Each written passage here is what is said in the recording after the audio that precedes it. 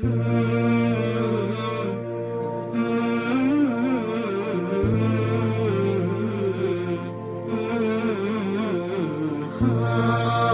وقت ہمارا ملک کے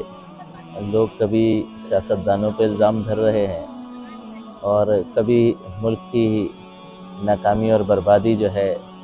فوج پہ ڈالی جا رہی ہے، اور کبھی جو ہے وہ یہ سارا ملبہ کسی تیسرے ادارے پر ڈالا جاتا ہے۔ حالانکہ حقیقت کے اندر اس وقت جو حال ہے اہل پاکستان کا، ہمارے وطن عزیز کی عوام کا،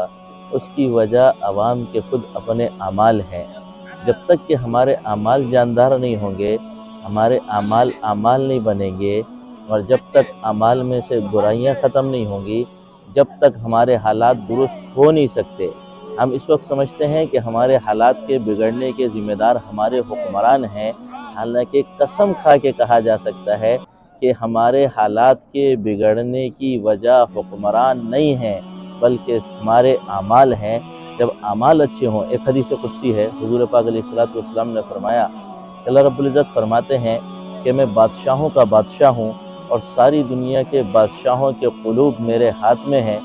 جب لوگوں کے اعمال اچھے ہوتے ہیں تو میں ان سے راضی ہوتا ہوں اور ان کے حکمرانوں کے دلوں میں نرمی اور رحمت کو ڈال دیتا ہوں، پھر وہ ان کے لیے بہتری کے فیصلے کرتے ہیں۔ اور اگر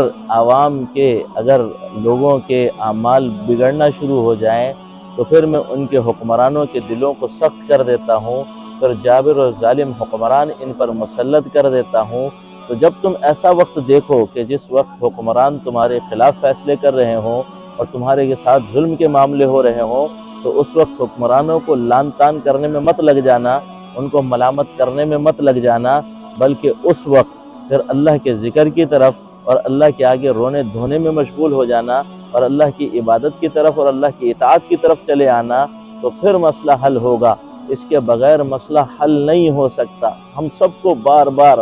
کبھی ہمارا میڈیا کبھی دوسرے راستے پہ لے کے چلا جاتا ہے، کبھی ہمارے جو ہے وہ اینکر پرسنز ہمیں دوسرے راستے پہ لے کے چلے جاتے ہیں، کبھی ہمارے تھنک ٹینک ہمیں